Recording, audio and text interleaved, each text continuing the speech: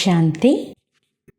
ఈరోజు Murali date 18 April 2024. బాబా చెప్తున్నారు, మధురమైన పిల్లల్లారా, తండ్రి దాత అయినారు. పిల్లలైన మీరు తండ్రిని ఏమీ అడగవలసిన అవసరం లేదు. యాచించడం కంటే మరణించడం మేలు అనే సామెత కూడా ఉంది కదా. ఈరోజు మురళిలోని ప్రశ్న, ఏ స్మృతి సదా ఉన్నట్లయితే ఏ విషయంలోనూ చింత లేక చింతన ఉండదు. చింతన అంటే వ్యర్థ చింతన అనేది ఉండదు. సమాధానము, ఏది గతించిందో మంచిది కానీ చెడ్డది కానీ డ్రామాలో ఉండేదే జరిగింది. మొత్తం చక్రమంతా పూర్తి అయ్యి మళ్ళీ పునరావృతం అవుతుంది. ఎవరు ఎలా పురుషార్థం చేస్తారో అలాంటి పదవిని పొందుతారు.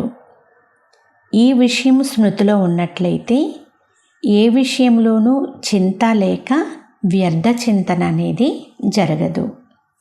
తండ్రి ఆదేశం ఏమిటి అంటే, పిల్లలు గతించిన దానిని గురించి చింతించకండి, ఉల్టా సుల్టా మాటలేమి వినకండి, అంటే వ్యతిరేకమైనటువంటి మాటలను వినకండి మరియు ఎవరికి వినిపించకండి. గతించిన విషయం గురించి విచారించకండి, రిపీట్ చేయకండి అని బాబా అంటున్నారు. ఓం శాంతి. ఆత్మిక పిల్లలకు ఆత్మిక తండ్రి కూర్చుని అర్థం చేయిస్తున్నారు. ఆత్మిక తండ్రిని దాత అని అంటారు. వారు తమకు తాముగానే పిల్లలకు అన్నీ ఇచ్చేస్తారు. వారు విశ్వాధికారులుగా చేసేందుకే వస్తారు. ఎలా అవ్వాలో పిల్లలకు అర్థం చేయిస్తారు. ఆదేశాలను ఇస్తూ ఉంటారు. వారు దాత కదా, కనుక అన్నీ తమకు తాముగానే ఇస్తూ ఉంటారు. యాచించడం కంటే మరణించడం ఉత్తమము. ఏ వస్తువును యాచించకూడదు. శక్తి, ఆశీర్వాదము, కృప మొదలైన వాటిని చాలామంది పిల్లలు అడుగుతూ ఉంటారు. భక్తి మార్గంలో వేడుకుంటూ తలపాడై మెట్లన్నీ క్రిందకి దిగుతూ వచ్చారు. ఇప్పుడు వేడుకునే అవసరం లేదు. ఆదేశానుసారం నడవండి అని తండ్రి చెప్తున్నారు. ఒకటేమో గతాన్ని ఎప్పుడు స్మృతించకండి అని చెప్తారు. డ్రామాలో ఏమి జరిగిపోయిందో అది గతించిపోయింది. దానిని గురించి ఆలోచించకండి, రిపీట్ చేయకండి. తండ్రి కేవలం 2 పదాలే చెప్తారు, నన్నొక్కరినే స్మృతి చేయండి. తండ్రి ఆదేశము లేక శ్రీమతమును ఇస్తారు. దాని అనుసారంగా నడుచుకోవడం పిల్లల కర్తవ్యము. ఇది అన్నిటికంటే శ్రేష్టమైన ఆదేశము. ఎవరు ఎన్ని ప్రశ్నలు అడిగినా బాబా 2 శబ్దాలే తెలుపుతారు. నేను పతిత పావనుడను, నన్ను స్మృతి చేస్తూ ఉంటే మీ పాపాలు భస్మమైపోతాయి, అంతే. స్మృతి కొరకు ఏదైనా ఆదేశం ఇవ్వబడుతుందా? తండ్రిని స్మృతి చెయ్యాలి. ఇందుకు అరిచే పని లేదు. ఆంతరికంగా కేవలం అనంతమైన తండ్రి ఒక్కరినే స్మృతి చెయ్యాలి. 2వ ఆదేశం ఏమి ఇస్తారు? 84 జన్మల చక్రమును స్మృతి చెయ్యండి. ఎందుకంటే మీరు దేవతలుగా అవ్వాలి. దేవతలను మీరు అర్ధకల్పం మహిమ చేశారు. బాబా ఈ మురళిని వినిపిస్తూ ఉన్నప్పుడు బాబాకి చిన్నపిల్లలు ఏడ్చేటటువంటి ఆ శబ్దం వినిపించింది. బాబా అంటున్నారు, ఎవ్వరూ కూడా పిల్లల్ని తీసుకుని రాకూడదు. ఇప్పుడు ఈ ఆదేశాన్ని అన్ని సేవా కేంద్రాల వారికి ఇవ్వబడుతుంది. వారికి ఏదైనా ఏర్పాటు చెయ్యాలి. తండ్రి నుండి ఎవరైతే ఆస్తి తీసుకోవాలో వారు తమంతకు తామే ఏర్పాటు చేసుకుంటారు. ఇది ఆత్మిక తండ్రి విశ్వవిద్యాలయము. ఇందులో చిన్న పిల్లల అవసరం లేదు. సర్వీసుకు యోగ్యులుగా ఎప్పుడు తయారవుతారో అప్పుడు వారిని రిఫ్రెష్ చేసేందుకు తీసుకుని రావడం బ్రాహ్మణి యొక్క పని.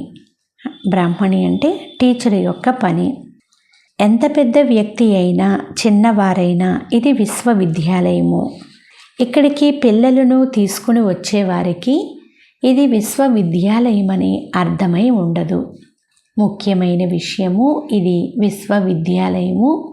ఇందులో చదువుకునేవారు చాలా వివేకవంతులుగా ఉండాలి. అపరిపక్వమైన వారు కూడా ఆటంకపరుస్తూ ఉంటారు.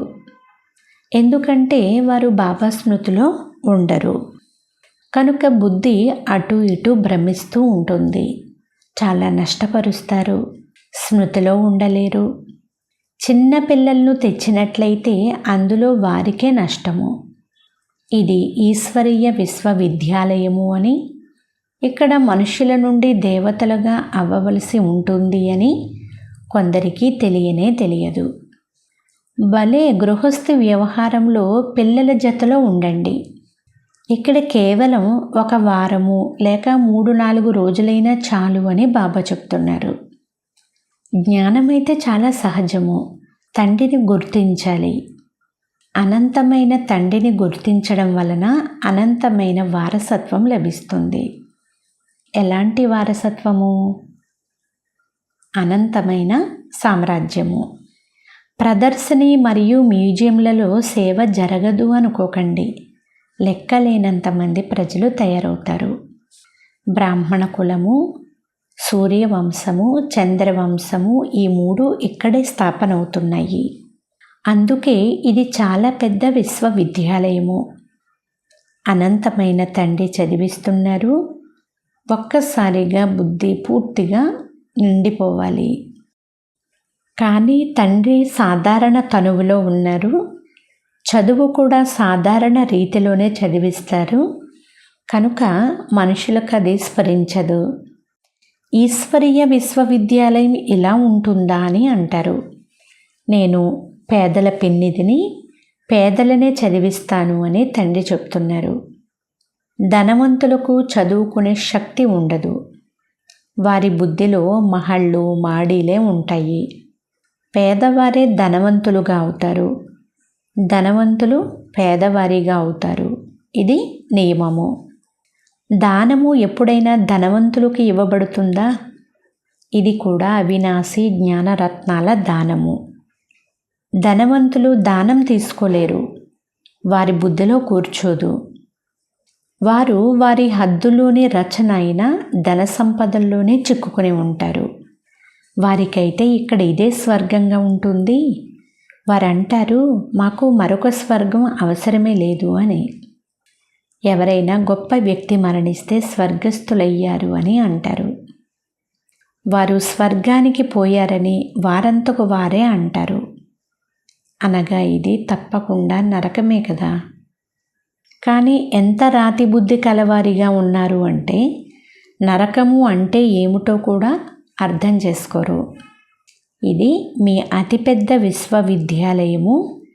ఎవరి బుద్ధికి తాళం వేయబడి ఉంటుందో వారినే నేను వచ్చి చదివిస్తాను అని తండ్రి చెప్తారు. తండ్రి ఎప్పుడు వస్తారో అప్పుడే తాళం తెరుస్తారు. తండ్రి స్వయముగా ఆదేశాలు ఇస్తారు. మీ బుద్ధికి వేసిన తాళము ఎలా తెరవబడుతుంది? తండ్రిని ఏమీ అడగవలసిన పని లేదు. ఇందులో నిశ్చయం ఉండాలి. తండ్రి ఎంత ప్రియాతి ప్రియమైన వారు. వారిని భక్తిలో స్మృతి చేసేవారు. ఎవరు స్మృతించబడతారో వారు తప్పకుండా ఎప్పుడో ఒకప్పుడు వస్తారు కదా. మళ్ళీ పునరావృతం అయ్యేందుకే స్మృతి చేస్తారు. తండ్రి వచ్చి పిల్లలకు మాత్రమే అర్థం చేయిస్తారు. బాబా ఎలా వచ్చి ఉన్నారో వెలుపలి ఉన్నవారికి పిల్లలే అర్థం చేయించాలి. వారు వచ్చి ఏం చేస్తారు?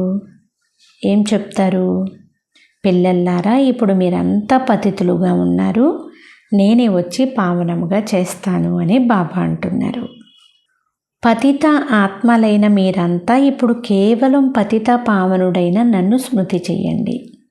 సుప్రీం ఆత్మనైన నన్ను స్మృతి చెయ్యండి. ఇందులో ఏమీ అడగవలసిన అవసరం లేదు. మీరు భక్తి మార్గంలో అర్ధకల్పం అడుక్కుంటూనే ఉన్నారు, కానీ ఏమీ లభించలేదు. ఇప్పుడు అడుక్కోవడము అంటే యాచించడం అనేది ఆపేయండి. నాకు నేనుగా మీకు ఇస్తూ ఉంటాను. తండ్రి వారిగా అయినందువలన వారసత్వం అయితే తప్పకుండా లభిస్తుంది. ఎవరు పెద్ద పిల్లలుగా ఉంటారో వారు వెంటనే తండ్రిని అర్థం చేసుకుంటారు. తండ్రి వారసత్వమే 21 తరాలకు స్వర్గ సామ్రాజ్యము. ఎప్పుడు నరకవాసులుగా ఉంటారో అప్పుడు ఈశ్వరార్థముగా దాన పుణ్యాలు చేయడం వలన అల్పకాలానికి సుఖం లభిస్తుంది అనేది మీకు తెలుసు. మనుష్యులు దానం చేయడానికి కొంత ధనమును లేక కొన్ని వస్తువులను ప్రక్కన పెడతారు. తరచుగా వ్యాపారస్తులు అలా తీసి పెడతారు. మేము తండ్రితో వ్యాపారం చేసేందుకు వచ్చాము అని చెప్తారు. పిల్లలు తండ్రితో వ్యాపారం చేస్తారు కదా. తండ్రి ఆస్తిని తీసుకుని దాని ద్వారా శ్రాద్ధము మొదలైన వాటిని తినిపిస్తారు. దాన పుణ్యాలు చేస్తారు. ధర్మశాలలు, మందిరాలు మొదలైనవి తయారు చేస్తే దానిపైన తండ్రి పేరును పెడతారు. ఎందుకంటే ఎవరి నుండి వారసత్వం లభిస్తుందో వారి కొరకు తప్పకుండా చెయ్యాలి అంటే అది కూడా వ్యాపారం అయిపోతుంది. కానీ అవన్నీ కూడా శారీరక విషయాలు. ఇప్పుడు బాబా చెప్తున్నారు, గతించిన దానిని స్మరించకండి. వ్యతిరేకమైనటువంటి మాటలు కూడా ఏమీ వినకండి. ఎవరైనా ఉల్టా సుల్టా ప్రశ్నలు తలతిక్క ప్రశ్నలు అంటారు కదా, అలా అడిగినట్లయితే ఈ విషయాల్లోనికి పోయే అవసరమే లేదు అని మీరు మొదట తండ్రిని స్మృతి చెయ్యమని చెప్పండి. భారతదేశపు ప్రాచీన రాజయోగం చాలా ప్రసిద్ధి చెందింది. ఎంతగా స్మృతి చేస్తారో, దైవీ గుణాలను ధారణ చేస్తారో అంత శ్రేష్టమైన పదవిని పొందుకుంటారు. ఇది విశ్వవిద్యాలయము. దీని ముఖ్య ఉద్దేశము స్పష్టంగా ఉంది. పురుషార్థం చేసి ఇలా లక్ష్మీనారాయణులుగా అవ్వాలి, దైవీ గుణాలను ధారణ చెయ్యాలి, ఎవ్వరికీ ఎటువంటి దుఃఖమును కూడా ఇవ్వకూడదు. మీరు దుఃఖహర్త సుఖకర్త అయిన తండ్రికి పిల్లలు కదా. అది సర్వీసు ద్వారా తెలిసిపోతుంది. చాలామంది కొత్త వారు కూడా వస్తారు. 25-30 సంవత్సరాల వారి కంటే 10-12 రోజుల వారు తీక్షణంగా ముందుకు వెళ్తూ ఉంటారు. పిల్లలైన మీరు మళ్ళీ తమ సమానంగా తయారు చేయాలి.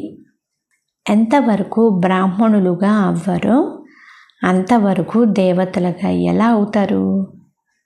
గ్రేట్ గ్రాండ్ ఫాదర్ బ్రహ్మ కదా. ఎవరైతే ఒకప్పుడు ఉండి వెళ్ళారో వారి మహిమను చేస్తూ ఉంటారు. మళ్ళీ వారు తప్పకుండా వస్తారు. ఏవైతే పండుగలు మొదలైనవి గాయనం చేయబడతాయో అవన్నీ ఒకప్పుడు ఉండి వెళ్ళిపోయాయి.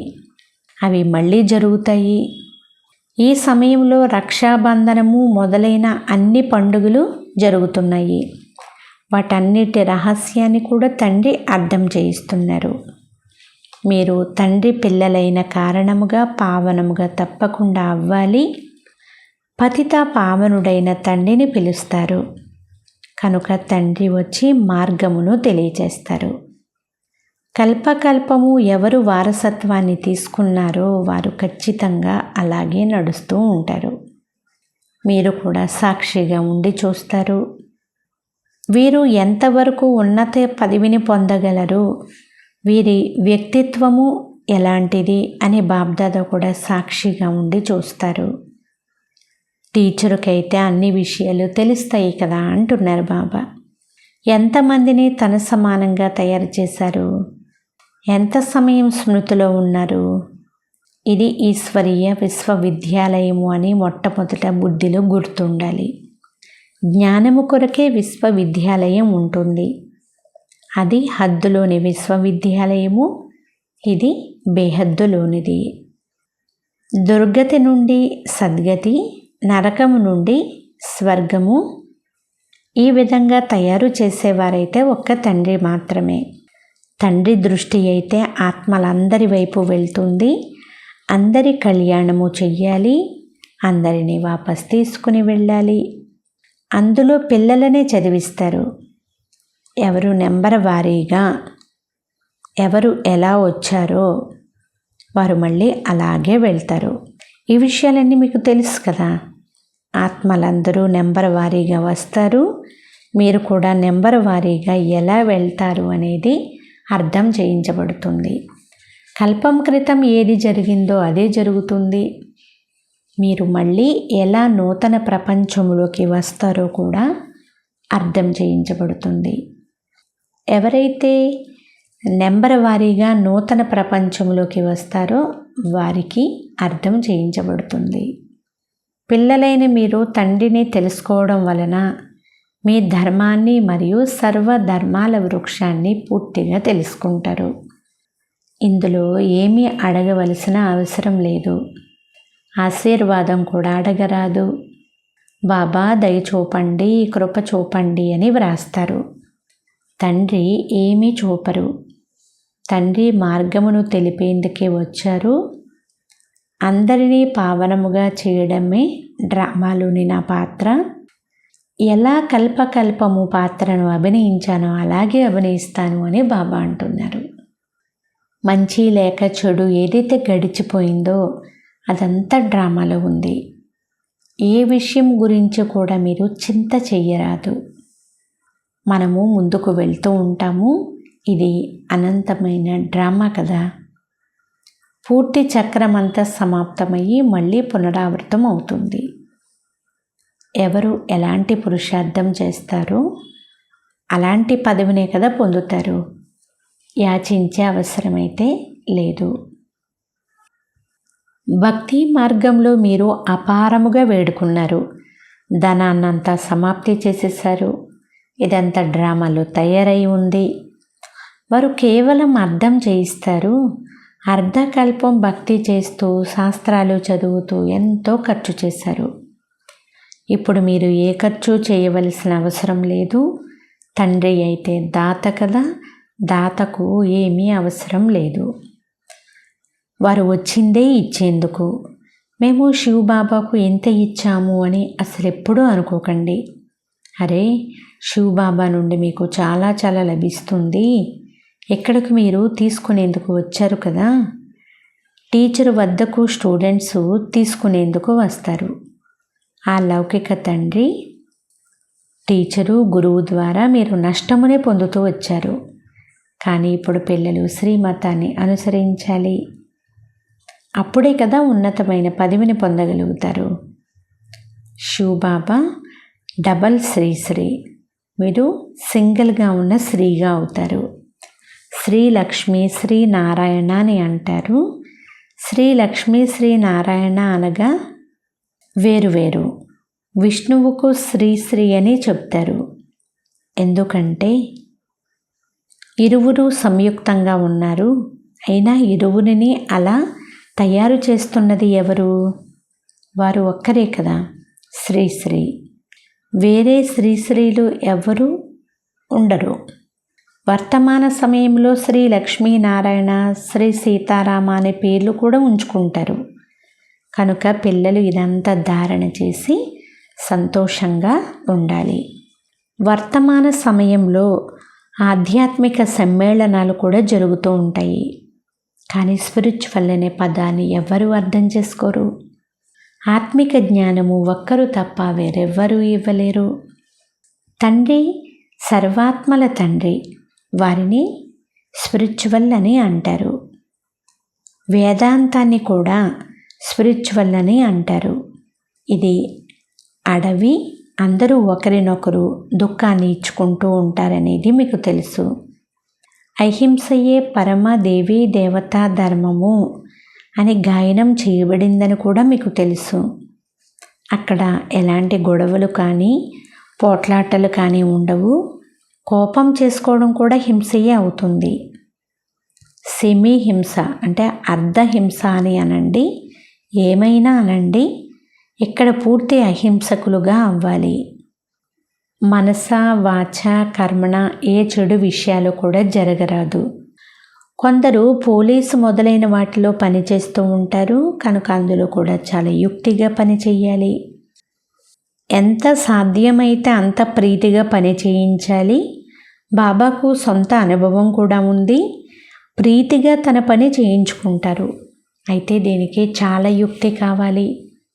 1కి 100 రెట్లు శిక్ష ఎలా పడుతుందో వారికి చాలా ప్రీతిగా తెలియచేయాలి. అచ్చా, మధురాతి మధురమైన అపురూపమైన పిల్లలకు మాతాపిత బాప్దాదాల ప్రియ స్మృతులు మరియు గుడ్ మార్నింగ్. ఆత్మిక పిల్లలకు ఆత్మిక తండ్రి నమస్తే. ఆత్మీయ తండ్రికి ఆత్మీయ పిల్లల యొక్క ప్రియ స్మృతులు, గుడ్ మార్నింగ్ మరియు నమస్తే నమస్తే నమస్తే. ధారణ కొరకు ముఖ్య సారము. ఫస్ట్ పాయింట్, మనము దుఃఖహర్త సుఖకర్త అయిన తండ్రికి పిల్లలము కావున ఎవ్వరికీ దుఃఖాన్ని ఇవ్వకూడదు. ముఖ్యమైన లక్ష్యమును మీ ముందు ఉంచుకొని దైవీ గుణాలను ధారణ చెయ్యాలి.